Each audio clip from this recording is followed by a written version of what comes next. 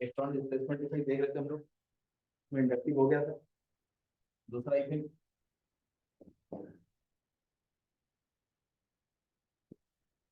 ये resonance effect होता है। इंडक्टिव इफेक्ट से ज्यादा प्रोमिनेंट ये होता है। इंडक्टिव इफेक्ट सिग्मा बॉन्ड के थ्रू काम करता है, रेजोनेंस इफेक्ट पाई बॉन्ड्स के थ्रू काम करता है। लोन पेयर्स भी इन्वॉल्व होते हैं। रेजोनेंस इफेक्ट एक्ट करने के कंडीशंस कितना तरह के।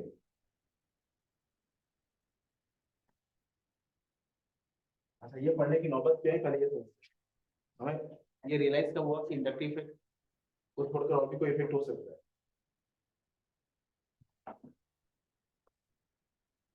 रेजोनेंस इफेक्ट का बैकग्राउंड क्या था? कुछ मॉलिक्यूल के साथ सीरियस प्रॉब्लम हुई, जैसे परक्लोरिक एसिड HClO4। इसका स्ट्रक्चर क्या होता है? इसमें क्लोरीन sp3 हाइब्रिडाइज्ड होता है। sp3 हाइब्रिडाइज्ड मतलब टेट्राहेड्रल स्ट्रक्चर रखेगा। ये ऑक्सीजन, ये दूसरा ऑक्सीजन, ये तीसरा ऑक्सीजन, ये चौथा ऑक्सीजन OH।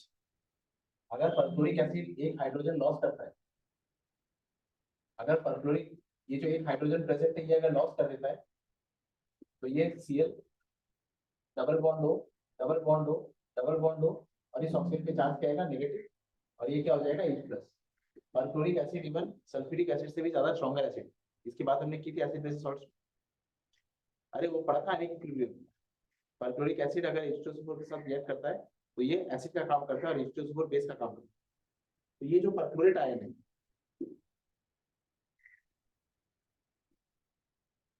ये जो परक्लोरेट आयन है देखो, ये परक्लोरेट आयन कॉमन, ये बताइए ये परक्लोरेट आयन टेट्राहेड्रल स्ट्रक्चर रखेगा। ये sp3 है, क्यों sp3 है? ये कितने सिग्मा बॉन्ड बना रहा है? एक सिग्मा बॉन्ड, दो सिग्मा बॉन्ड, तीन सिग्मा बॉन्ड और चार सिग्मा बॉन्ड, चार सिग्मा बॉन्ड, 4 सिग्मा बॉन्ड, मतलब ये sp3 होगा, और sp3 होगा मतलब ये टेट्राहेड्रल होगा। अच्छा, अब ये बताइए ये टेट्राहेड्रल सिमेट्रिकल टेट्राहेड्रल होगा कि अनसिमेट्रिकल टेट्राहेड्रल होगा? या अनसिमेट्रिकल टेट्राहेड्रल होगा। अनसिमेट्रिकल टेट्राहेड्रल क्यों होगा? क्लोरीन के साथ ये वाला जो ऑक्सीजन का बॉन्ड है ये डबल बॉन्ड है, ये वाला जो ऑक्सीजन का बॉन्ड है ये भी डबल बॉन्ड है, ये वाला ऑक्सीजन का बॉन्ड ये भी डबल बॉन्ड है, लेकिन ये वाला बॉन्ड ये तो सिंगल है।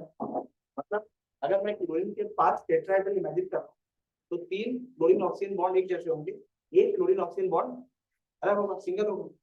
अच्छा,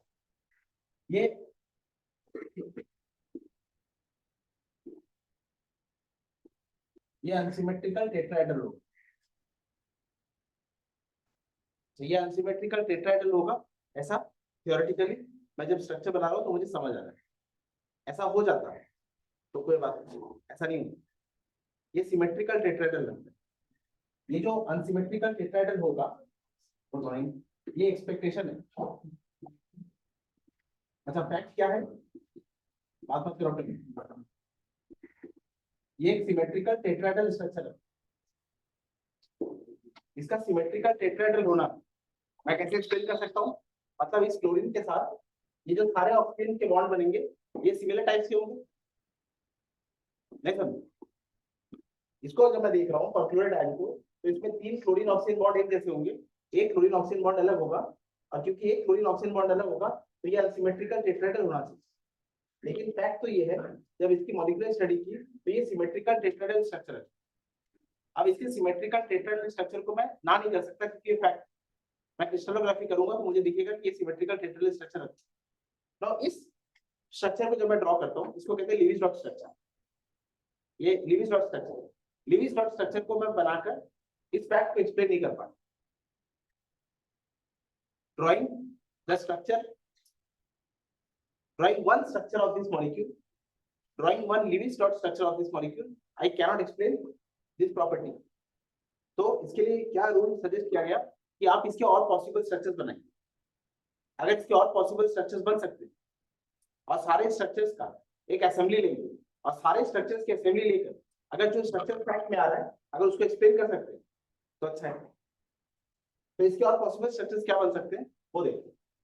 अच्छा, ये जो क्लोरीन है, ऑक्सीजन के पास p ऑर्बिटल होता है, क्लोरीन ने अपने डी ऑर्बिटल यूज किए हैं, क्लोरीन का डी ऑर्बिटल और ऑक्सीजन का पी ऑर्बिटल, ये जो पाई बॉन्ड है ये पी पाई डी पाई है। इस पाई बॉन्ड को अगर मैं दिखाऊं, ये क्लोरीन का एक डी ऑर्बिटल और ये ऑक्सीजन है, ये ऑक्सीजन का क्लोरीन का सिग्मा बॉन्ड है और ये ऑक्सीजन का इसके साथ पाई बॉन्ड, ये पाई बॉन्ड। मैं एक काम करता हूं, ये एक पी ऑर्बिटल है, ये एक एटम है, ये एक एटम है, इन दोनों के बीच में एक पाई बॉन्ड है और क्योंकि पाई बना है तो सिग्मा तो पहले से हो गई। इलेक्ट्रॉन क्लाउड इन दोनों ऑर्बिटल के बीच में शेयर्ड है। हम एक काम करते हैं, ये इलेक्ट्रॉन क्लाउड को दोनों ऑर्बिटल के बीच में शेयर्ड है। व्हाट वी डू इज, मैं इस इलेक्ट्रॉन क्लाउड को किसी एक ऑर्बिटल में शिफ्ट करा दूं मोमेंटम। अगर किसी एक ऑर्बिटल में शिफ्ट करा देता हूं तो ये ऑर्बिटल में दोनों इलेक्ट्रॉन आ जाएंगे, ये नेगेटिव चार्ज रखेगा, इस ऑर्बिटल में पॉजिटिव चार्ज रखेगा। अच्छा, ये रूल वैलेंस बॉन्ड थ्योरी के अगेंस्ट नहीं, कोवैलेंट बॉन्ड मतलब सिग्मा और पाई, सिग्मा और पाई बॉन्ड को एक्सप्लेन कौन करता है, valence bond theory.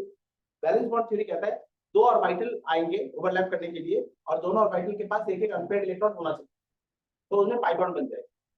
Valence bond theory ये भी कहती है कि दो ऑर्बिटल अगर ओवरलैप करने आ रहे हैं, एक ऑर्बिटल खाली होगा और एक ऑर्बिटल के पास दोनों इलेक्ट्रॉन होंगे, तो भी बॉन्ड बन जाएगा। अच्छा, क्या नहीं हो सकता, दोनों ऑर्बिटल खाली है तो बॉन्ड नहीं बनेगा, दोनों ऑर्बिटल भरे हुए तो भी बॉन्ड नहीं बनेगा। अब इन दोनों में ये खाली ऑर्बिटल है और ये भरा हुआ ऑर्बिटल है, ये खाली भरा ऑर्बिटल एक बॉन्ड बना सकता है। अच्छा, वही काम मैंने यहाँ किया। अच्छा, मैं क्या करता हूँ, ये जो पाई बॉन्ड है ये इलेक्ट्रॉन पेयर दोनों में शेयर है, मैं क्या करता हूँ मोमेंटली ये दोनों इलेक्ट्रॉन को ट्रांसफर कर देता हूँ इस ऑर्बिटल। अगर ये डी पाई से पी पाई में इलेक्ट्रॉन ट्रांसफर कर देता हूँ, ये डी पाई खाली हो जाएगा। अच्छा, जैसे ये डी पाई खाली हो जाएगा तो देखो मैं क्या, इस बॉन्ड को मैं कैसे तोड़ रहा हूँ, मैंने यहां से एरो घुमाया और इस एरो को ऑक्सीजन पे लैंड करा दिया, मतलब ये दोनों इलेक्ट्रॉन, ये जो पाई इलेक्ट्रॉन ये किसके ऊपर लैंड कर रहे हैं, ऑक्सीजन के ऊपर। अच्छा, ऑक्सीजन के ऊपर चार्ज क्या है, नेगेटिव, और इस क्लोरीन का ऑर्बिटल क्या हो जाएगा, खाली। और बॉन्ड बनने के लिए क्या होना चाहिए, एक ऑर्बिटल खाली होना चाहिए और एक ऑर्बिटल भरा हुआ। इस ऑक्सीजन पे चार्ज क्या है, नेगेटिव। जैसे ही क्लोरीन का ऑर्बिटल खाली होगा, ऑक्सीजन के पास एक भरा हुआ ऑर्बिटल है, ये तत्काल तभी एक इलेक्ट्रॉन दे देगा। इसका मैं स्ट्रक्चर बनाऊंगी, ये स्ट्रक्चर कुछ ऐसा होगा, इसको मैंने पहले तोड़ दिया, ये भर गया ऑर्बिटल, ये खाली हो गया। अच्छा, फिर ऑक्सीजन ने इलेक्ट्रॉन दिया। अच्छा, ये बताइए अगर मैं इसको ऐसे बनाता हूँ, अगर मैं इसको ऐसे करता हूँ ऐसे, तो मैंने कुछ गलत किया है क्या आपको, ये सवाल मैं फिर से आके पूछता हूँ। महमूद, आपने ना बोला एक सर, मैंने उधर सीएल है, सीएल देखो, ये सीएल ही चलिए फिर से देखिए, मैंने इसको तोड़ा, इसको दे दिया, ये वन रिप्रेजेंटेशन। अब मैं ये कर रहा हूँ, इसको दिया और फिर इसको तोड़ा। अच्छा, ये दोनों स्ट्रक्चर मैंने सेम बनाए क्या है, ये दोनों बिल्कुल सेम स्ट्रक्चर है। मतलब मैं कोई सवाल पूछ रहा हूँ तो हमेशा जवाब उसको उल्टा होगा ऐसी जरूरी थोड़ी है, ये दोनों बिल्कुल सेम स्ट्रक्चर है, लेकिन बनाने का तरीका ये बता देता है कि आपको चीजें समझ आ रही है कि नहीं आ रही। पहले डबल बॉन्ड, अगर आप पहले ये वाले इलेक्ट्रॉन को दे दें तो आप एक्सप्लेन कीजिए आप क्या कर रहे हैं, ये इलेक्ट्रॉन क्यों देगा, यहाँ ऑर्बिटल खाली तो हो, पहले आप ऑर्बिटल को खाली कराइए। मतलब अगर आपके दिमाग में एक प्रोसेस चल रहा है एक्चुअली में क्या हो रहा हो, तो ऑटोमेटिकली पहले कलम किसके लिए चलेगी, पहले कलम इसके लिए चलेगी, ये बॉन्ड टूटेंगे, इसका ऑर्बिटल भरेगा, इसका ऑर्बिटल खाली होगा, फिर इसके खाली ऑर्बिटल को भरने के लिए ये इलेक्ट्रॉन देंगे। क्योंकि हमारे पास ये तरीका नहीं होता कि पहले कौन सा बॉन्ड बनाएगा, अगर वो तरीका भी होता तो ये बनाने वाले को मैं कोई मार्क्स ही नहीं देता, तो आप वैसे बच जाते हैं। मतलब ये मान लीजिए एग्जाम में आपके पेन स्ट्रोक की रिकॉर्ड किए जाते, तो जिसने पेन स्ट्रोक ये वाला चलाया हो उसको 0 दे दो, उसको पता ही नहीं वो कर क्या, वो तो कुछ एरो याद करके गया है कि ऐसे घुमा दूंगा वैसे घुमा दूंगा, पेन स्ट्रोक नहीं समझे। पहले आपने पेन क्या लिखने के लिए चले, अरे वो जो कंप्यूटर में करते हैं ना, tell me I am not a robot, तो हम क्या करते हैं, हम कर्सर घुमाते हैं ना, अरे वो मजाक थोड़ी, the way you move the cursor on the computer screen tells the computer whether you are human or robot. तो हम किस स्ट्रक्चर बनाते हैं,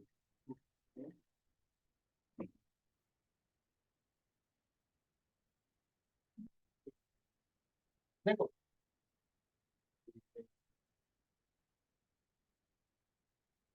इसका एक स्ट्रक्चर कैसा बनेगा।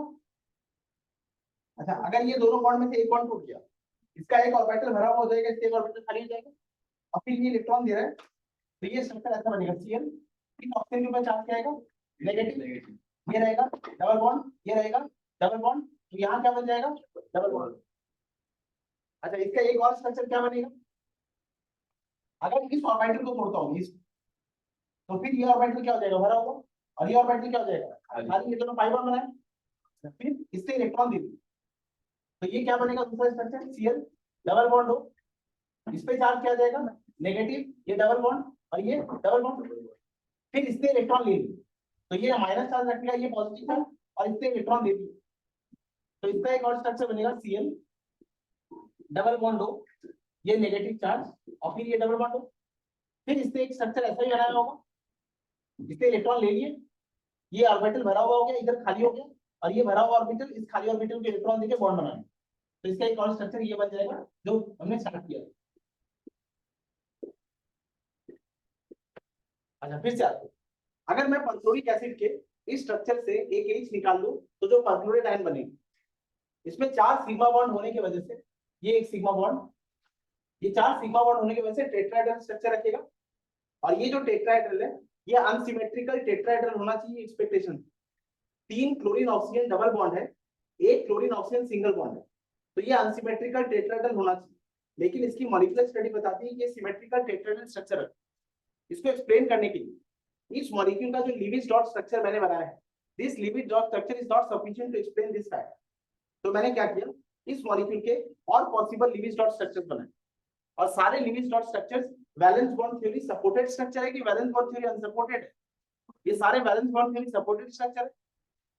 इससे ये स्ट्रक्चर बना, इससे ये स्ट्रक्चर बना, इससे ये बना, इससे ये बना। अच्छा, ये सारे स्ट्रक्चर की असेंबली बना, अगर ये सारे स्ट्रक्चर की असेंबली बनाओ, स्ट्रक्चर 1 2 3 4 5 क्लोरीन। अच्छा, इधर देखो, यहाँ ये क्लोरीन ऑक्सीजन डबल बॉन्ड था, लेकिन इसका एक स्ट्रक्चर मैंने बनाया सेकंड वाला, यहाँ ये क्लोरीन ऑक्सीजन सिंगल बॉन्ड रखता है, यहाँ क्लोरीन ऑक्सीजन क्या बॉन्ड रख रहा था, डबल, यहाँ क्या रखता है, सिंगल। अच्छा, सिंगल तो रह गई, सिंगल तो इसमें भी और इसमें भी है, एक्स्ट्रा डबल बॉन्ड किसमें था, इसमें है और इसमें नहीं है, मतलब एक सिंगल बॉन्ड तो रह गए, और इसमें डबल बॉन्ड कैरेक्टर है भी और नहीं भी, तो ये डबल बॉन्ड कैरेक्टर है भी और नहीं भी को डॉटेड से दिखा देंगे। फिर इधर देखिए, ये क्लोरीन ऑक्सीजन क्या था, डबल बॉन्ड, इस स्ट्रक्चर में ये क्लोरीन ऑक्सीजन क्या है, सिंगल बॉन्ड, तो सिंगल बॉन्ड तो रहेगा ही, बाकी एक डबल बॉन्ड है भी और नहीं भी। थर्ड में भी यही बात, यहाँ देखूंगा तो क्लोरीन ऑक्सीजन डबल बॉन्ड, लेकिन इस स्ट्रक्चर में क्लोरीन ऑक्सीजन सिंगल बॉन्ड है, फिर ये स्ट्रक्चर बनेगा है भी और नहीं भी। इधर देख, ये स्ट्रक्चर कैसा बना, ऑक्सीजन, ये डबल बॉन्ड है भी और नहीं। अच्छा, मानो ये नेगेटिव चार्ज सारे ऑक्सीजन एटम में घूम रहा हो, ये नेगेटिव चार्ज इस ऑक्सीजन में था, अच्छा इस स्ट्रक्चर में इस ऑक्सीजन में है, इस स्ट्रक्चर में इस ऑक्सीजन पे है, इस स्ट्रक्चर में इस ऑक्सीजन में, यहाँ वापस आ गया, तो नेगेटिव चार्ज मानो पूरे मॉलिक्यूल में। अच्छा, अब ये स्ट्रक्चर सिमेट्रिकल है क्या अनसिमेट्रिकल, ये सिमेट्रिकल स्ट्रक्चर। अब मैंने यहाँ पे क्या किया है, अगर उसको वर्ड्स में बोल दूं तो वो रेजोनेंस का डेफिनेशन होगा, when a property of any molecule cannot be explained by a single Lewis structure. For such molecules, several other Lewis structures are drawn, such that the actual property is average of all the structures. When all the properties of a molecule cannot be explained by a single Lewis structure, for such molecules, several other Lewis structures are drawn, such that the original structure of the molecule is average of all the possible structures. This phenomenon is known as resonance. ये समझ आया ना? Late क्यों है तुम लोग? When all the properties of any molecule cannot be explained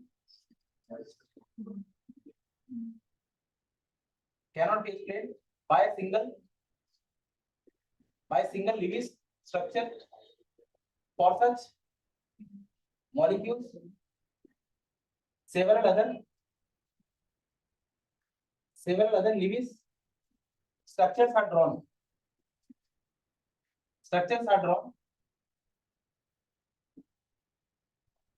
And it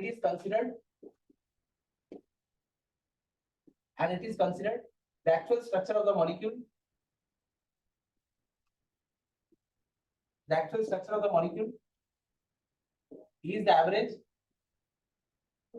of all the structures, all the Lewis dot structure.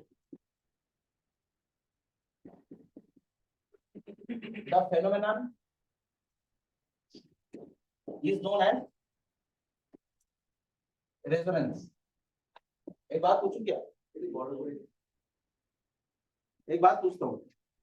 अच्छा, मैंने इतने सीरियसनेस के साथ ये स्ट्रक्चर्स बनाए हैं, मानो ये स्ट्रक्चर्स एक्चुअली में ऐसे कन्वर्ट होते हैं और बनते जाते हैं. जिस तरह से मैं स्ट्रक्चर्स बना रहा था सीरियसनेस के साथ, ऐसा लगता नहीं ये स्ट्रक्चर्स बनते होंगे. ऐसे एक भी स्ट्रक्चर एक्चुअली में एग्जिस्ट नहीं करता. ये सारे स्ट्रक्चर्स क्या है? रियल क्या हाइपोथेटिकल?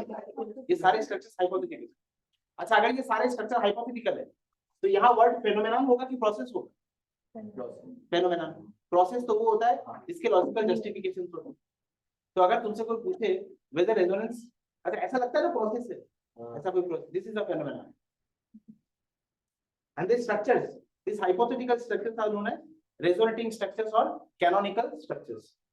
ये स्ट्रक्चर्स आपने क्यों बनाए मामूद? ताकि आप मॉलिक्यूल की प्रॉपर्टी को एक्सप्लेन कर सके. वो हाइपोथेटिकल स्ट्रक्चर जो आप मॉलिक्यूल की प्रॉपर्टी को एक्सप्लेन करने के लिए बनाते हैं, वो हाइपोथेटिकल स्ट्रक्चर्स को कहते हैं कैनोनिकल और रेजोनेटिंग स्ट्रक्चर्स. ये आगे आपको एग्जांपल में क्लियर समझ आ जाएगा.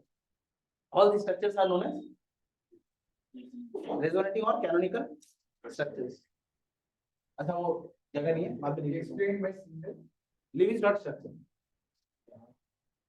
When all the properties of any molecule cannot be explained by a single Lewis structure, for such molecules several other Lewis structures are drawn, and it is considered the actual structure of the molecule is the average of all the Lewis dot structures. The phenomenon is known as resonance.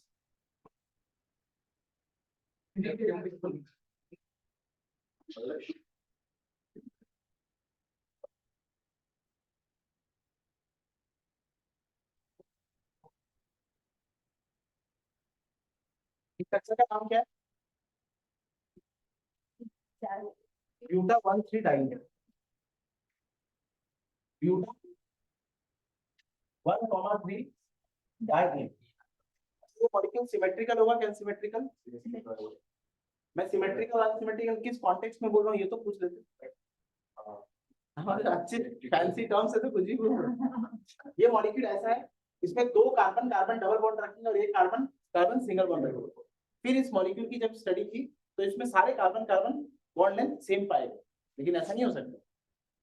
अगर दो carbon atom sigma bond बना रहे तो दूर रहेंगे तो भी चलेगा, लेकिन अगर दो एटम्स पाई बॉन्ड भी बना रहे हैं तो पहले उन्होंने सिग्मा बनाया है और फिर पाई बॉन्ड बनाने के लिए इनको और पास आना पड़ेगा. तो ये वाले बॉन्ड लेंथ क्या होंगे?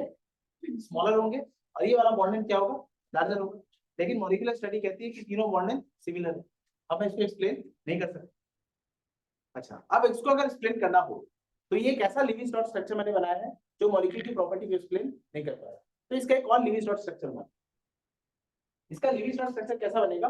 अच्छा, ये बॉन्ड को मैं ऐसे तोड़ दूंगा, ये ऑर्बिटल क्या हो जाएगा? भरा हुआ. ये ऑर्बिटल क्या हो जाएगा? खाली. अच्छा, और इसको मैं ऐसे तोड़ दूंगा, ये ऑर्बिटल भरा हुआ है, ये खाली है, ये भरा हुआ, ये खाली. तो इसका एक स्ट्रक्चर कैसा बनेगा? CH2, ये प्लस चार्ज बनेगा. अच्छा, ये क्या बन गया? Single bond. ये ऑर्बिटल भरा हुआ, ये ऑर्बिटल खाली है, यहाँ क्या बन जाएगा? Double bond. और ये क्या हो जाएगा? CH2 negative. अच्छा, मैंने ऐसा एक स्ट्रक्चर बना लिया जहां ये बॉन्ड क्या बन गया? सिंगल. और ये बॉन्ड क्या बन गया? अच्छा, अगर मैंने इसको इस तरह तोड़ा है तो ये इस तरह भी टूट सकता था। तो एक पॉसिबल स्ट्रक्चर ये भी बन सकता था जहां यहाँ पे क्या होगा नेगेटिव चार्ज, यहाँ पे क्या होगा पॉजिटिव चार्ज। तो मैं इसको ऐसे लिख रहा हूँ CH2, ये negative charge, CH double bond CH CH2 positive charge. अच्छा, इन चारों का, इन तीनों का एक असेंबली बनाते हैं। और वो असेंबली कैसे दिखेगी? 4 कार्बन की एक चेन जहां ये बॉन्ड सिंगल भी और डबल भी, ये सिंगल भी और डबल भी, ये सिंगल भी और डबल भी। अच्छा, अब ये सारे बॉन्ड लेंथ क्या होंगे? सिमिलर। ये समझो। अच्छा, when all the properties of a molecule cannot be explained by a single living structure, for such molecules several other living structures are drawn and it is considered the actual structure of the molecule is average of all the living structure. पर ये resonance definition I will mention. Hello, ये सारे carbon कौन से hybridisation रखते हैं? sp2, ये भी sp2, ये sp2 और ये भी sp2, ये सारे एक प्लेन में होंगे ना। अच्छा, एक प्लेन बना,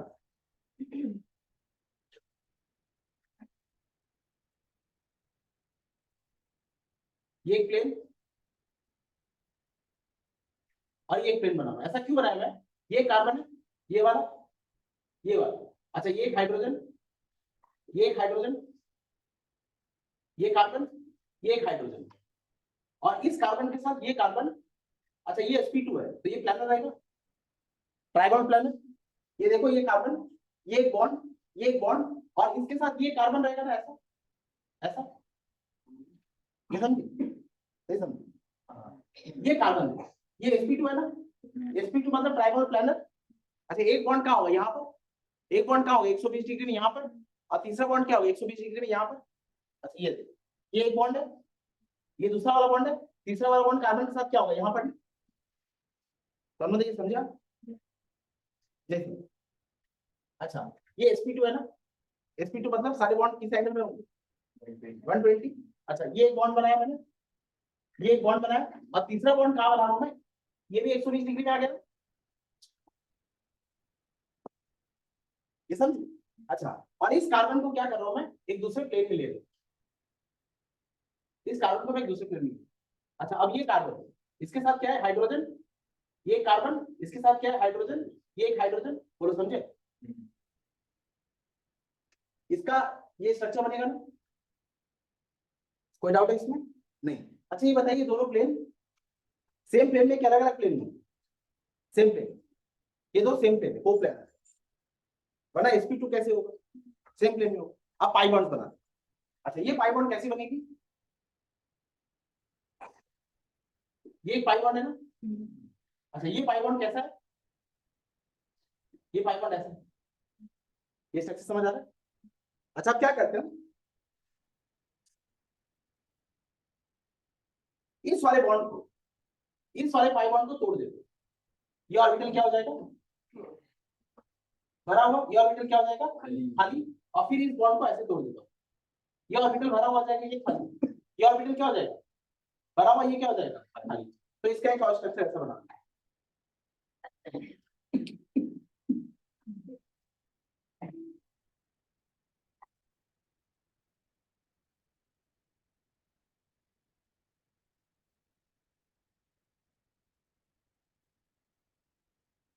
देखो,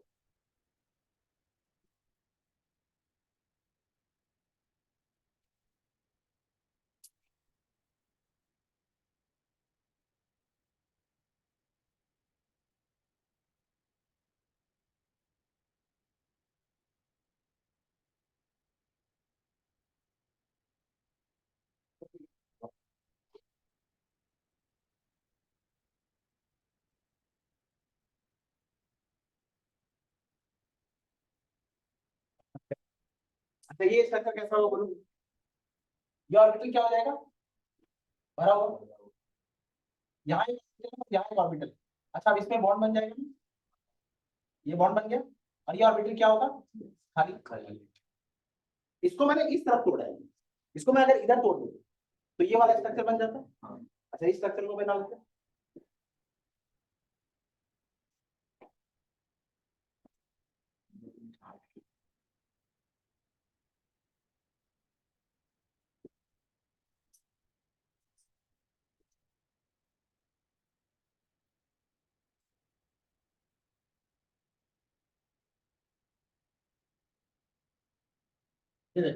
अब यहाँ क्या होगा, नेगेटिव चार्ज, ये बॉन्ड बन जाएगा और यहाँ पे क्या आएगा, पॉजिटिव चार्ज। अच्छा और इस स्ट्रक्चर को अगर बनाओ, ये स्ट्रक्चर कैसा बनेगा, उसको बना रहा हूँ, जगह कम पड़ जाएगी।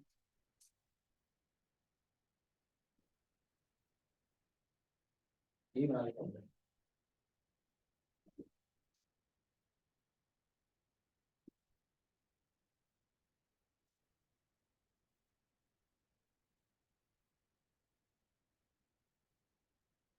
ये कैसा बनेगा, ये एक, ये एक, ये एक और ये एक स्ट्रक्चर है ना। अच्छा यहाँ सब में पाई बॉन्ड, मतलब ये पाई बॉन्ड कैसा है, इसमें भी पाई बॉन्ड है, इसमें भी पाई बॉन्ड है और इसमें भी पाई बॉन्ड है।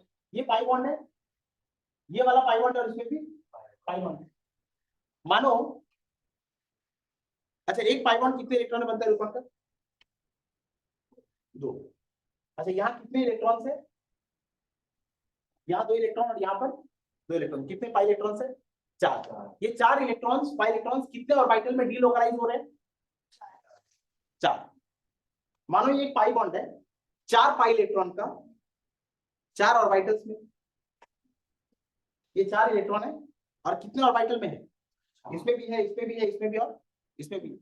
अच्छा ये बताइए ये वैलेंस बॉन्ड थ्योरी सपोर्टेड है कि अनसपोर्टेड है, अनसपोर्टेड। क्योंकि वैलेंस बॉन्ड थ्योरी क्या कहता है, वैलेंस बॉन्ड थ्योरी इलेक्ट्रॉन के लोकलाइज होने को एडवोकेट करता है। वैलेंस बॉन्ड थ्योरी कहता है कि एक बॉन्ड 2 एटम्स के बीच में ऑर्बिटल्स के ओवरलैप होने से बनता है और वहां इलेक्ट्रॉन्स 2 न्यूक्लियस के बीच में लोकलाइज रहते हैं। और यहाँ मैं इलेक्ट्रॉन के लोकलाइज होने की बात कर रहा हूँ कि डीलोकलाइज, डीलोकलाइज। तो ये वैसे लगता है कि valence bond theory unsupported structure है, लेकिन एक्चुअल स्ट्रक्चर को एक्सप्लेन करने के लिए मुझे यही बनाना पड़ेगा ना। अच्छा बताइए मुझे अगर एक्चुअल स्ट्रक्चर एक्सप्लेन करना है तो मुझे ये बनाना ही पड़ेगा, लेकिन ये वैलेंस बॉन्ड थ्योरी को सपोर्ट नहीं कर रहा और इनसे एक्चुअल स्ट्रक्चर एक्सप्लेन नहीं हो पा रहा। और एक बात, इस प्रॉपर्टी को एक्सप्लेन करने के लिए मुझे हाइड्रोजन की कोई जरूरत पड़ेगी क्या, मैं किसकी बात कर रहा हूँ, कार्बन कार्बन के बॉन्ड लेंथ की बात कर रहा हूँ ना। तो इस स्ट्रक्चर को एक बार और बनाओ, यहाँ कितने कार्बन है, 4। ये 4 कार्बन है, 1 2 3 4। इस स्ट्रक्चर को बना रहा हूँ 1 2 3 4, इसको बना रहा हूँ 1 2 3 4 और इसको बना रहा हूँ 1 2 3 4। अच्छा इस स्ट्रक्चर को अगर मुझे बनाना है तो सिग्मा बॉन्ड तो मैं बना ही चुका हूँ, और अगर मुझे पाई बॉन्ड बनाना है तो मैं क्या करूंगा, इस ऑर्बिटल को इसके साथ ओवरलैप करा दूंगा और इस ऑर्बिटल को इसके साथ ओवरलैप करा दूंगा ना, ये स्ट्रक्चर बन गया। अच्छा इसको अगर बनाऊंगा तो ये स्ट्रक्चर कैसा बनेगा, अब पाई बॉन्ड किस चीज के बीच में, 2 और 3 के बीच में, तो ये एक स्ट्रक्चर बनाया और ये एक स्ट्रक्चर बनाया, ये पाई बॉन्ड बन गया। अच्छा इस ऑर्बिटल में क्या रहेगा, पॉजिटिव चार्ज, और इस ऑर्बिटल में क्या रहेगा, नेगेटिव चार्ज। फिर यहाँ पर पाई बॉन्ड बन गया, यहाँ पे क्या होगा, नेगेटिव चार्ज, और यहाँ पे क्या होगा, पॉजिटिव चार्ज। मैंने क्या कहा था, ये रेजोनेटिंग स्ट्रक्चर है ना, ये रेजोनेटिंग है ना, ये रेजोनेटिंग है ना। अच्छा रेजोनेटिंग स्ट्रक्चर क्या होता है, हाइपोथेटिकल, ये एक्चुअली में एग्जिस्ट करने भी नहीं चाहिए, ये तो बस बनाने के लिए बना है। मुझे एक बात बताइए, इस स्ट्रक्चर में गलत बात क्या है, मतलब अजीब बात क्या है, याद है तो समझ गया क्या है अजीब बात। अच्छा इस स्ट्रक्चर में बहुत बड़ी अजीब बात, मतलब हाई लेवल ऑफ अजीबनेस बोलते हैं, you know what is the high level of अजीबनेस। अच्छा ये बताइए पी ऑर्बिटल कैसे होते हैं, पी ऑर्बिटल कैसे होते हैं, डबल शेप के ना।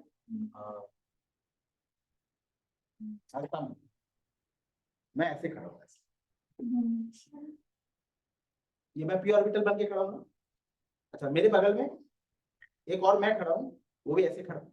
अच्छा, एक ही जगह पे मैं नहीं हो सकता, तो मैं मान लो मैं वहां पे हूँ, यहाँ पे, अच्छा, और एक मैं यहाँ पर भी हूँ। अच्छा, मेरा ये हाथ, अब मैं बीच में, मेरा ये हाथ अगर इसके साथ भिड़ रहा है तो बगल में जो खड़ा है उसके साथ भी भिड़ेगा। तो मैं अगर इसके साथ बॉन्ड बना दूं तो ऐसा कैसे हो सकता है कि एक ही वक्त मैं इसके साथ बॉन्ड बना रहा हूं और इसके साथ बॉन्ड नहीं बना? ऐसा तो तब हो सकता है जब मैं इसके साथ बॉन्ड बनाने के लिए अपना लोब इधर फुला लिया और इधर खिंचका लिया। ऐसा होगा।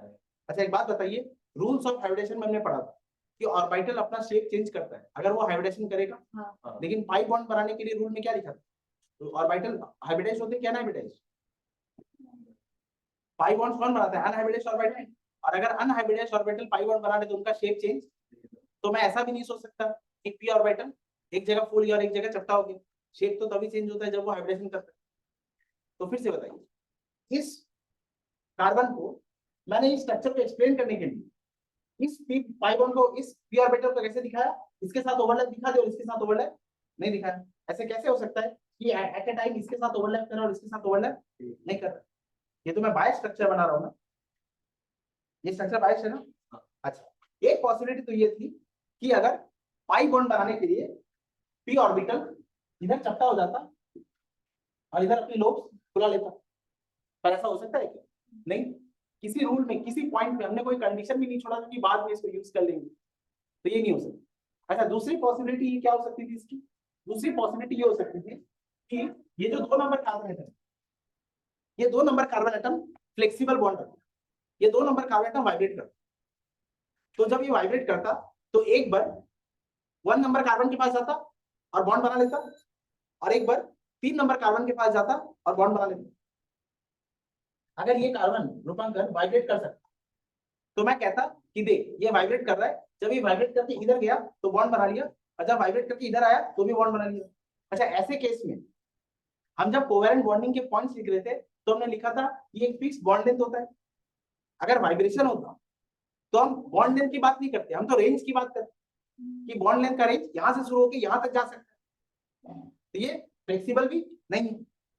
अच्छा, ये होता। एक तीसरी पॉसिबिलिटी की बात करें, मानो एक पाई बॉन्ड ऐसे होता डांसिंग, ये ऐसे डांस करता, तो जब ये डांस करके इधर आता तो इधर बॉन्ड बना लेता, और फिर जब ये डांस करके इधर आता तो इधर बॉन्ड बना लेता। तो मैं कहता सुन, एक बार जब ये ऐसे आया था तो ये बॉन्ड है, और एक बार ऐसे आया था तो ये बॉन्ड है। ऐसा भी नहीं होता, पाई बॉन्ड अगर एक बार बन गया तो बन गया। मतलब किसी भी लॉजिक से तुम इस स्ट्रक्चर को एक्सप्लेन कर सकते हो? नहीं। इसको कर सकते हो? इसको कर सकते हो? नहीं। अगर तुम अनबायस्ड होते, अगर तुम अनबायस्ड होते तो इस स्ट्रक्चर को पता है कैसे बनाते? अच्छा, इन चारों के पास क्या है?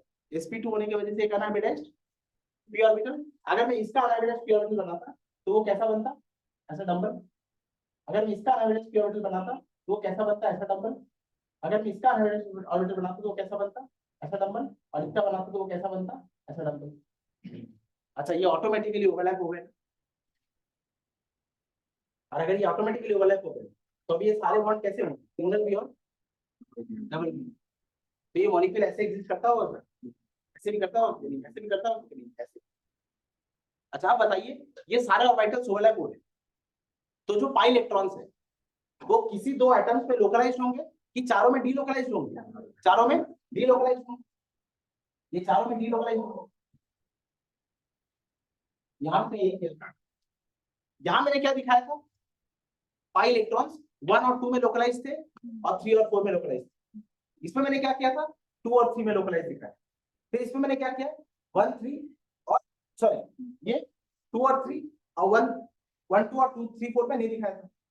लेकिन इसमें क्या होगा? इसमें क्या होगा? 1 2 2 3 3 4 सब में डीलोकलाइज है, और होना भी क्या चाहिए था? यही। अच्छा, रेजोनेंस की करेक्ट एक्सेप्टेड डेफिनेशन क्या होगी? The delocalization of pi electron via suitable position of orbitals. The delocalization of pi electrons via suitable position of orbitals. आप एक मॉलिक्यूल का स्ट्रक्चर बनाएंगे, स्ट्रक्चर बनाएंगे, और उसकी जो p ऑर्बिटल्स है उसको अनबायस्ड बनाते जाओ।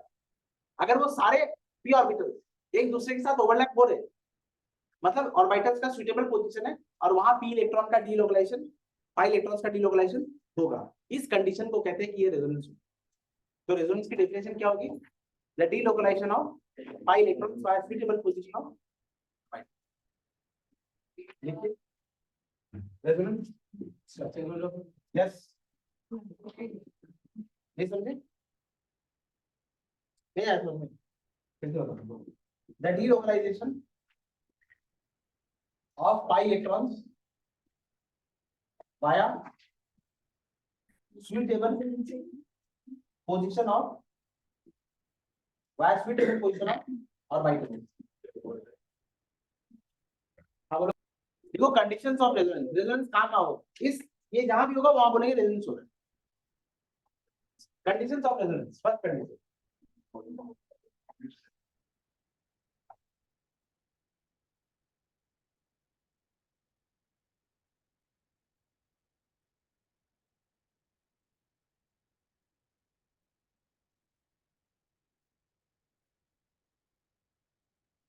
Double bond, single bond, double bond, single bond, double bond, single bond. अगर ये वाला राइम रीड कर सकते हो मतलब कॉन्जुगेशन प्रेजेंट है।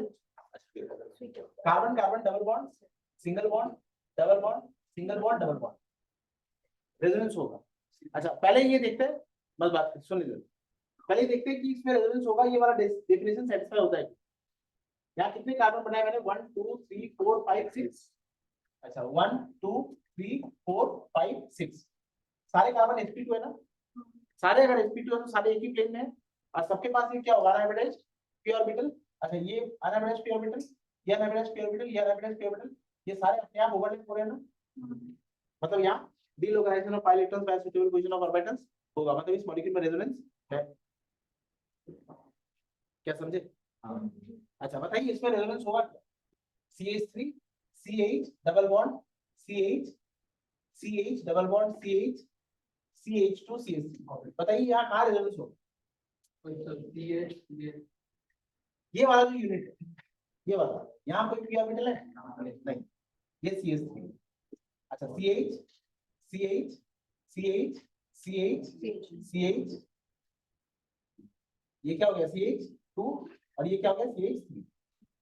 यहाँ कोई अनहाइब्रिडाइज्ड p ऑर्बिटल है? नहीं, यहाँ होगा। ये sp2 है ना? यहाँ होगा। अच्छा यहाँ होगा, यहाँ होगा और यहाँ भी होगा। यहाँ रेजोनेंस कितने से पार्ट में हो रहा है? बस इतने से पार्ट। समझे? एकदम इजी हो गया ये। अब तुम जो सवाल पूछी थी, ऐसे देखने से समझ में जो आ जाता है रेजोनेंस होगा कि नहीं।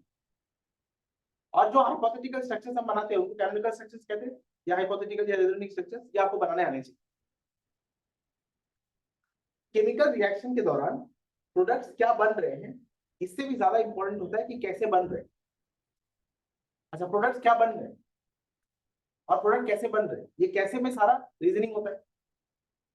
कोई प्रोडक्ट बन गया, एक रिएक्शन करवाया और ये प्रोडक्ट्स है, मैंने प्रोडक्ट्स आइसोलेट कर लिया, प्रोडक्ट्स को पढ़ लिया, लेकिन out of all the possible products यही वाला प्रोडक्ट क्यों बना? मैं तुमसे ये पूछ लूं, मैं उस रिएक्शन में कोई एक और प्रोडक्ट बना दूं, अब मैं तुमसे पूछ लूंगा कि यही प्रोडक्ट क्यों बना, ये क्यों नहीं बना, तो तुम्हें रीजनिंग का आंसर देना होगा ना। ऐसे क्वेश्चन हमारे सिलेबस में, यही प्रोडक्ट क्यों बना, ये क्यों नहीं बना।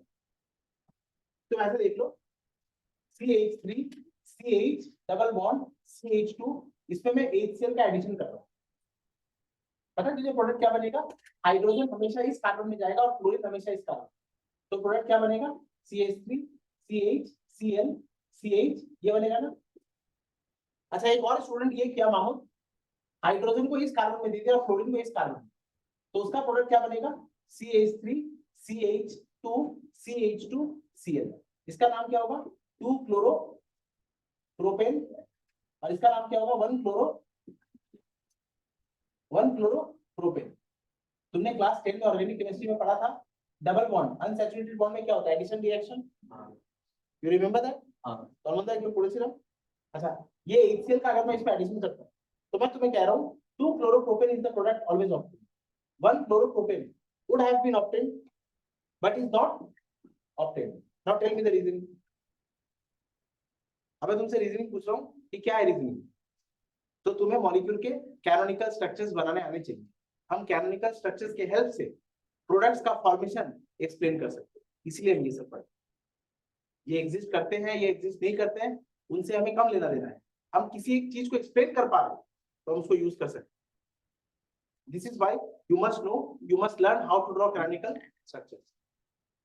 During the course of reaction, क्या क्या पॉसिबिलिटी हुई होगी, हम इसकी भी बात कर सकते हैं।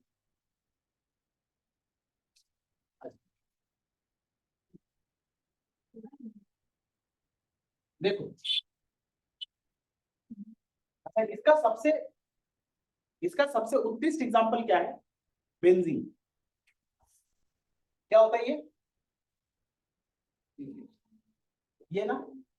अच्छा, अब आपको कितना बेटर समझ आ रहा होगा ये स्ट्रक्चर करेक्ट है कि इनकरेक्ट है, आप खुद बता सकते। इस स्ट्रक्चर का ऑर्बिटल पिक्चर डायग्राम बना। ये सारे कार्बन कौन से हाइब्रिडाइज होंगे? sp2। अच्छा, तो मान लो मेरे तन्मंद और मेरे बीच में एक पेपर है, एक ट्रांसपेरेंट पेपर, और उस पेपर में मैं कार्बन के 6 बॉल रख रहा हूँ, 1 2 3 4 5 6। ये सारे 6 बॉल इस पेपर में, ट्रांसपेरेंट पेपर। अच्छा, बाकी सारे हाइड्रोजन बीसी प्लेन में होंगे, और क्योंकि पेपर मैंने ऐसे माना है तो सारे अनहाइब्रिडाइज्ड ऑर्बिटल कैसे होंगे? परपेंडिकुलर। अगर ये पेपर है तेरे मेरे सामने तो अनहाइब्रिडाइज्ड ऑर्बिटल कैसे होंगे? ऐसे ना सारे। अच्छा, अगर मैं मान लेता हूं ये पेपर है और ये सारे कार्बन है 1 2 3 4 5 6, ये हाइड्रोजन है, ये सारे हाइड्रोजन है। तो अनहाइब्रिडाइज्ड ऑर्बिटल कैसे होंगे? ऐसे ना।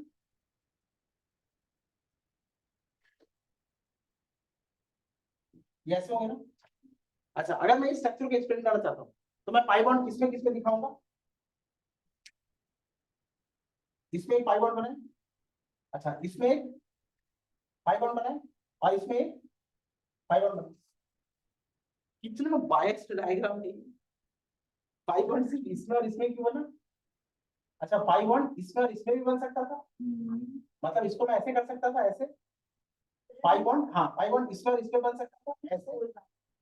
हाँ, अच्छा, इसमें और इसमें भी बन सकता था,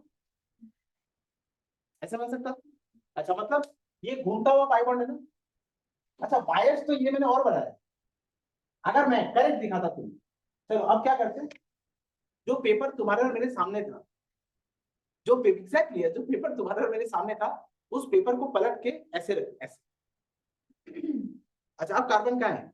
इस प्लेन में सोए हुए, और पी ऑर्बिटल्स कैसे होंगे? ऐसे। हाँ, तो उसको मैं ऐसे बता।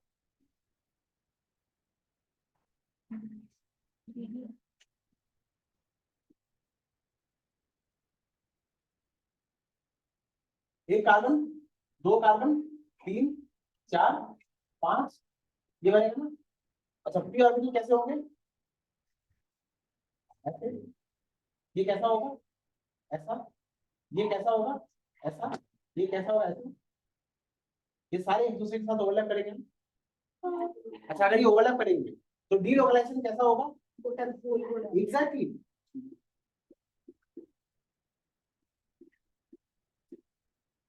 ये दिखने में गंदा लग रहा है तो इसको ऐसे बना दो। हाँ, ये डीलोकलाइजेशन कैसा होगा? ऐसा ना। नीचे भी ऐसा ही होगा।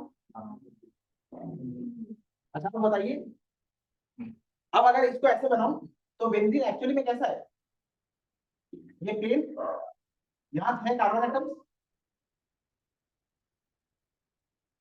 नीचे कार्बन एटम। अच्छा, ऊपर एक इलेक्ट्रॉन क्लाउड और नीचे एक इलेक्ट्रॉन क्लाउड। अच्छा, अब इस पेपर को उठा के फिर से ऐसे देखते हैं, ऐसे। इसीलिए बुक में जब भी देखा है बेंजीन को तो बेंजीन कैसे दिखता है? ऐसे। अच्छा, बताइए, एकदम करेक्ट स्ट्रक्चर बेंजीन का यही है ना? ये बेंजीन का रियल स्ट्रक्चर है कि हाइपोथेटिकल? तो इसको क्या बोलूंगा? बेंजीन का कैनोनिकल स्ट्रक्चर। एक्चुअल बेंजीन तो नहीं है। अच्छा, ये कौन से कंडीशन का रेजोनेंस है? First condition. ये फर्स्ट कंडीशन का रेजोनेंस है ना। Double double single double single double single double single. Automatically जब p ऑर्बिटल्स बनाऊंगा तो the delocalization of pi electrons by suitable position of orbitals हो रहा है। तो ये एग्जांपल लिख लो बेंजीन का। हाँ, बस आगे इसकी बात कर लो, बना लो इसको।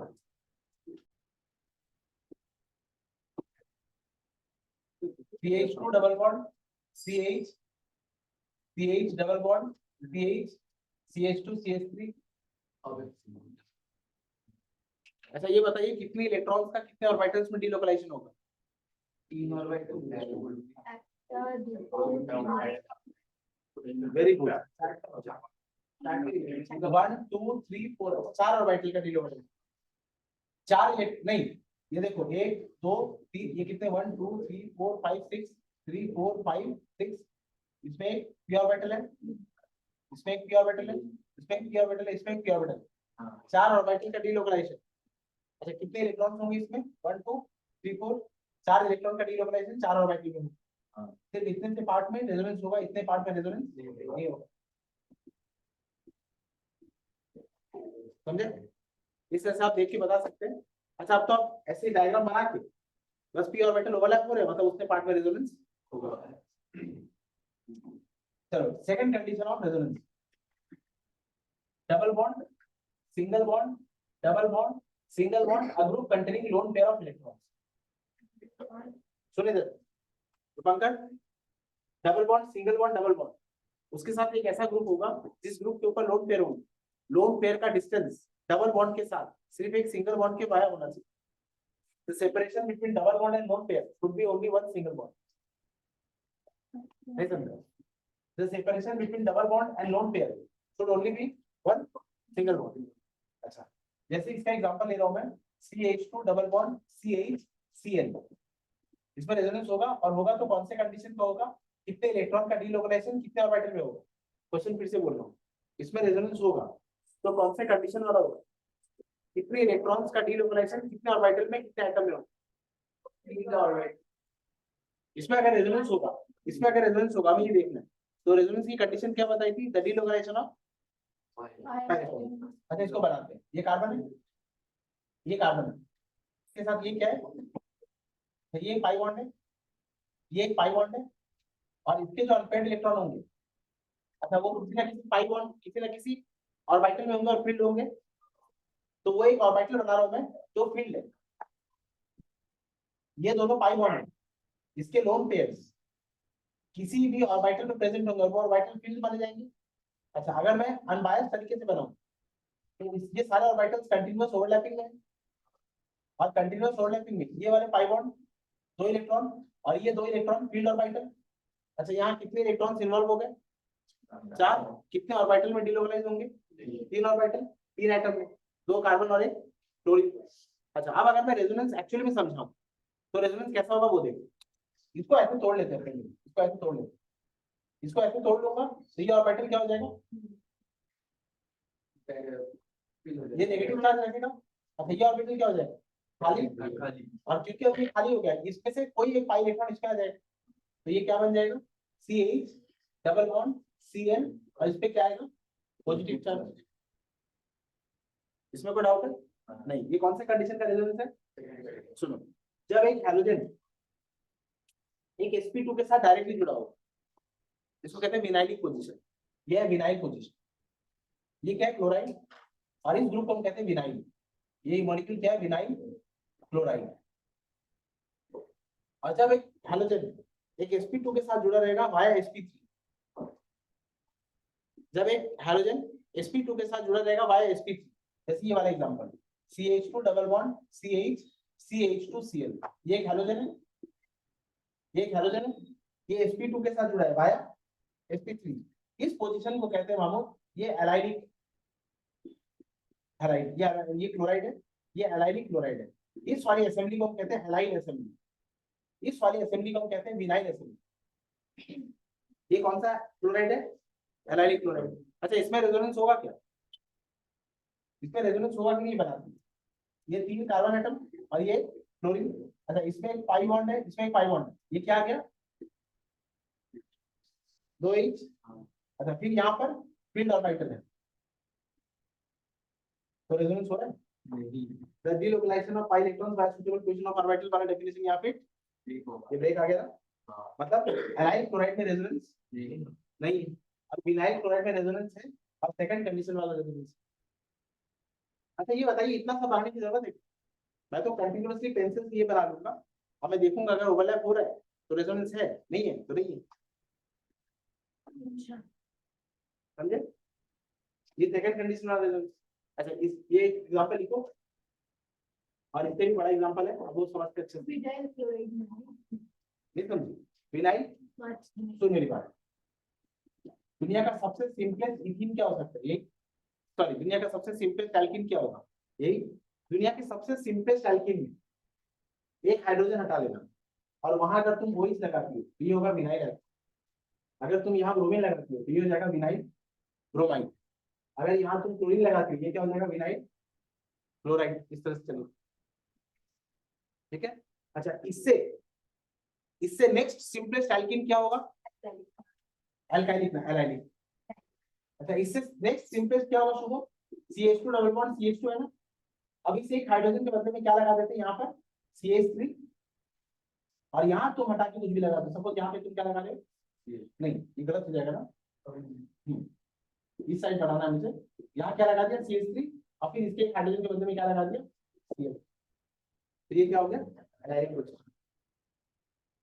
तो अगर यहाँ मैं वही लगा दूंगा तो ये कौन सा अल्कोहल होगा? Allyl alcohol. चलिए लिखो।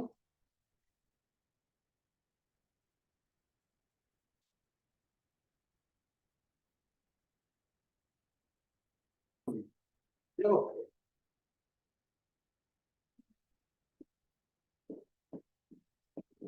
ये मॉलिक्यूल फेनॉल है। जब OH एल्किल ग्रुप के साथ होता है तो उसको कहते हैं अल्कोहल। जब OH बेंजीन के साथ होता है ये फेनॉल, और ये असेंबली अल्कोहल फेनॉल। अब हम फेनॉल की बात करें। अच्छा, ये कौन सा कंडीशन का रेजोनेंस होगा? सेकंड कंडीशन का। क्यों? When lone pair are separated by double bond by single bond. जब लोन पेयर का सेपरेशन एक डबल बॉन्ड के साथ एक सिंगल बॉन्ड के थ्रू हो। अच्छा इसमें रेजोनेंस होगा कि नहीं? पर ये देख, हाँ इसमें रेजोनेंस होगा। इसको हम ऐसे समझ सकते हैं, बेंजीन की इलेक्ट्रॉन का डिस्ट्रीब्यूशन हमें पता है। ये बेंजीन के इलेक्ट्रॉन का डिस्ट्रीब्यूशन है। अच्छा इसके साथ क्या जुड़ा हुआ है? ऑक्सीजन। ऑक्सीजन के, अच्छा एक तो मैं क्या बात कर रहा हूँ? The delocalization of pi electrons. ये बताइए ऑक्सीजन के जो लोन पेयर है वो हाइब्रिडाइज्ड ऑर्बिटल में है क्या unhybridised orbital? Lone pair always occupies hybridised orbital. Hybridised orbital भी रेजोनेंस में पार्टिसिपेट करते हैं अगर मॉलिक्यूल में नेट स्टेबिलिटी आ रही है। अच्छा क्या होगा? इस ऑक्सीजन का इस कार्बन के साथ सिंगल बॉन्ड है ना। हम हाइपर कॉन्जुगेशन में इस चीज को डिटेल में एक्सप्लेन करेंगे, अभी मैं बस यूज कर रहा हूँ। अगर दो एटम के बीच में सिंगल बॉन्ड हो तो रोटेशन हो सकता है। अगर दो एटम के बीच में सिंगल बॉन्ड हो तो ये रोटेशन होता रहेगा। लेकिन अगर डबल बॉन्ड हो जाएगा तो रोटेशन होने के लिए बॉन्ड टूट जाएगा ना। तो सिंगल बॉन्ड में रोटेशन अलाउड है। अच्छा किसी भी एक मोमेंट में ऑक्सीजन के जो भरे हुए ऑर्बिटल है, ऑक्सीजन के जो भरे हुए ऑर्बिटल किसी एक मोमेंट पे इस पाई इलेक्ट्रॉन के साथ ये पाई ऑर्बिटल, ये जो पी ऑर्बिटल है इसके साथ लाइन अप हो जाता है। ये ऑर्बिटल्स क्या है? भरे हुए। अच्छा ऑलरेडी यहाँ कॉन्जुगेशन चल रहा था सुबह।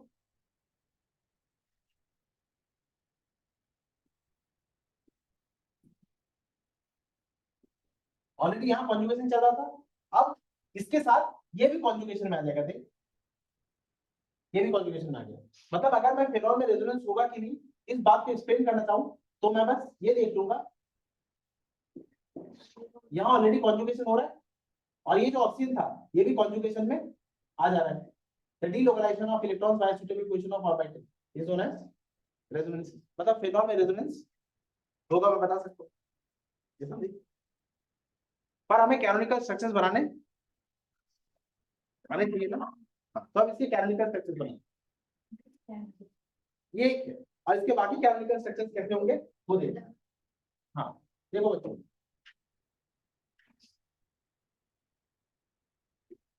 चलिए देखिए।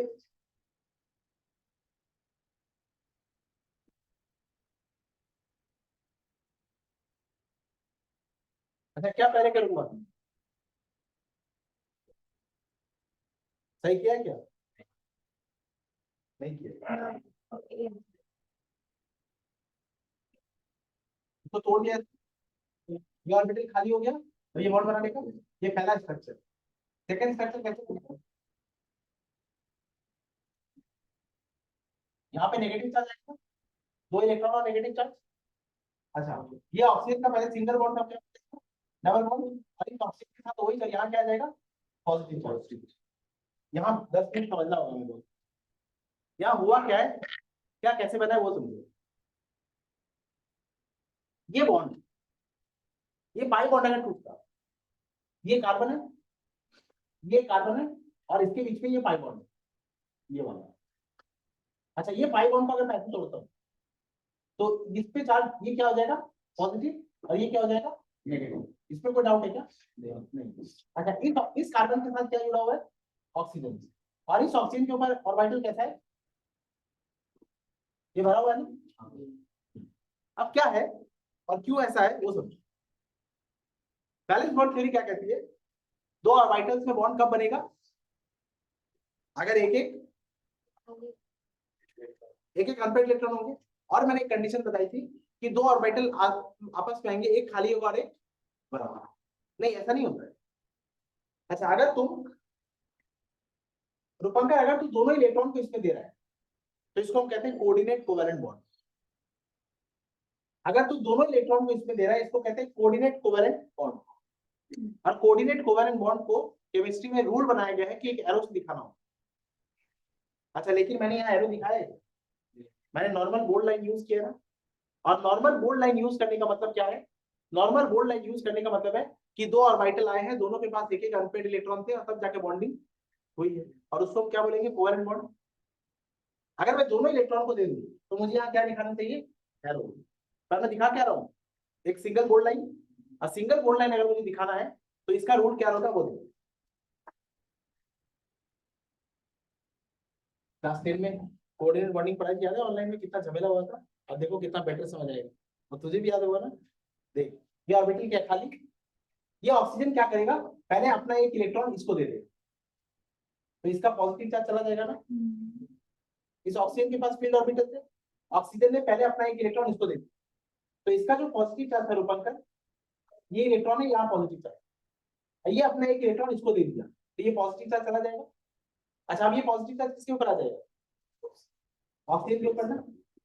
ऑक्सीजन ने अपने एक इलेक्ट्रॉन को दे दिया, तो अब ये कार्बन का पॉजिटिव चार्ज चला गया, पॉजिटिव चार्ज किसके ऊपर आ गया? ऑक्सीजन के ऊपर। अच्छा, अब इसके पास भी एक अनपेड इलेक्ट्रॉन, इसके पास भी एक अनपेड इलेक्ट्रॉन है, ये क्या बना लेगा? बॉन्ड। अच्छा, ये एरो वाला नहीं होगा, ये सिंगल बोल्ड लाइन से होगा, इसलिए मैंने ऐसा किया है। कार्बन का पॉजिटिव चार्ज नहीं लिखा, पॉजिटिव चार्ज किसके ऊपर दे दिए? तो एक सिंगल स्ट्रक्चर के ऊपर ये वाली केमिस्ट्री। कोई डाउट है इसमें? नहीं। हाँ, डाउट है? अनुज, ये हो जाएगा। अनुज, ये बॉन्ड ऐसा था, ये अगर टूटता है इस कार्बन पे इलेक्ट्रॉन आ जाएंगे, और ये कार्बन क्या हो जाएगा? ये कार्बन क्या हो जाएगा? पॉजिटिव। सुन, तो ये पॉजिटिव चार्ज होगा। अच्छा, इस ऑक्सीजन के ऊपर क्या इलेक्ट्रॉन भरे हुए हैं? ये क्या करेगा? पहले अपना एक इलेक्ट्रॉन इसको दे दे, तो यहाँ एक इलेक्ट्रॉन आ गया, इसका पॉजिटिव चार्ज चला जाएगा, और पॉजिटिव चार्ज किसके ऊपर आएगा? ऑक्सीजन के ऊपर। अब इसके पास भी एक अनपेड इलेक्ट्रॉन है, इसके पास भी एक अनपेड इलेक्ट्रॉन, ये क्या बना देंगे? Pi bond. ये रहा वो पाई बॉन्ड। समझा? नेट पॉजिटिव और नेगेटिव आएगा स्टेट। क्या बोल रहे हो? वो कार्बन के ऊपर नेट हो गया। हाँ, इसके ऊपर कोई चार्ज नहीं है। कोई डाउट है इसमें? नहीं। अच्छा, सेकंड स्ट्रक्चर कैसा बनेगा? ये बनाना था, अच्छा बना देता हूँ साइड। मुझे नहीं चाहिए।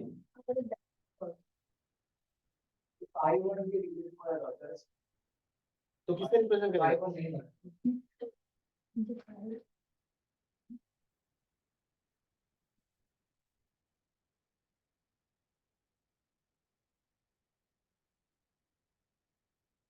क्या करेंगे? देखो, ये पाई बॉन्ड तोड़ेंगे, ये स्ट्रक्चर कैसा बनेगा? कार्बन, ये ऑर्बिटल क्या हो जाएगा? Negative charge. ये कार्बन पे क्या रहेगा? खाली। ये ऑक्सीजन क्या रहेगा? भरा हुआ। अच्छा, अभी ये क्या करेगा? एक इलेक्ट्रॉन इसमें ट्रांसफर करेगा, एक ट्रांसफर करेगा, तो ये क्या बनेगा? सी। सी, ये नेगेटिव चार्ज। अच्छा, क्योंकि ये ट्रांसफर कर चुका, तो इस कार्बन पे क्या आ जाएगा? एक इलेक्ट्रॉन। ये कार्बन किसके साथ है? ऑक्सीजन के साथ। अब ऑक्सीजन पे क्या रहेगा, इलेक्ट्रॉन, और इस पे क्या रहेगा, पॉजिटिव चार्ज, और ये क्या बन जाएगा, समझ गए। अच्छा, अब स्ट्रक्चर की दूसरा स्ट्रक्चर क्या बनेगा, चलिए इधर देखिए। अच्छा, अगर मैं इस बॉन्ड को ऐसे तोड़ता हूँ, ऐसे, तो ये ऑर्बिटल क्या हो जाएगा, भरा हुआ, और ये ऑर्बिटल क्या हो जाएगा, खाली, और फिर ये फाइबर बना देगा। तो इसका सेकंड स्ट्रक्चर कैसा बनेगा, यहाँ नेगेटिव चार्ज, यहाँ पाई बॉन्ड, ये बनेगा ओ ए, यहाँ क्या रहेगा, पॉजिटिव। थर्ड स्ट्रक्चर कैसा बनेगा, अब ये बॉन्ड ऐसे टूटेगा, और ये इलेक्ट्रॉन, अभी तो कैसे क्या क्या स्ट्रक्चर बनेंगे वो बना रहे हैं। स्टेबल कौन सा है, अनस्टेबल कौन सा है, रिलेटिव स्टेबिलिटी की बात तुम कर रही हो, वो एक टॉपिक में पढ़ेंगे, 8 रूल्स है उसके।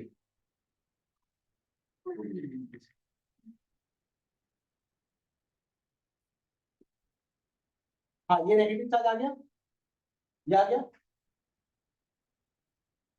अब क्या करेंगे, ऑक्सीजन, ये ऑक्सीजन अपना इलेक्ट्रॉन ले लेगा, ये ऑक्सीजन भरा हुआ है, ये खाली, तो इसका एक स्ट्रक्चर क्या बनेगा, इसका एक स्ट्रक्चर ये बनेगा। अच्छा, दो बेंजीन से रिलेटेड तुम जब कैनोनिकल स्ट्रक्चर बनाओगे, ऋषभ, बेंजीन से रिलेटेड जब कैनोनिकल स्ट्रक्चर बनाओगे तो टोटल 5 स्ट्रक्चर बनेंगे। अगर 4 बन रहे हैं तो तुमने गलत किया है, 6 बन रहे हैं तो भी तुमने गलत किया है। फर्स्ट नंबर और 5 नंबर स्ट्रक्चर में डिफरेंस क्या है वो अच्छे से देखो। यहाँ पाई बॉन्ड का लोकेशन और यहाँ पाई बॉन्ड का लोकेशन ऑल्टरनेटिव, समझ में? These are all the canonical structures of, नहीं, फेनॉल बनाइए। अच्छा, इसमें कौन से कंडीशन वाला रेजोनेंस हुआ है, double bond, single bond, double bond, single bond, group containing, देखो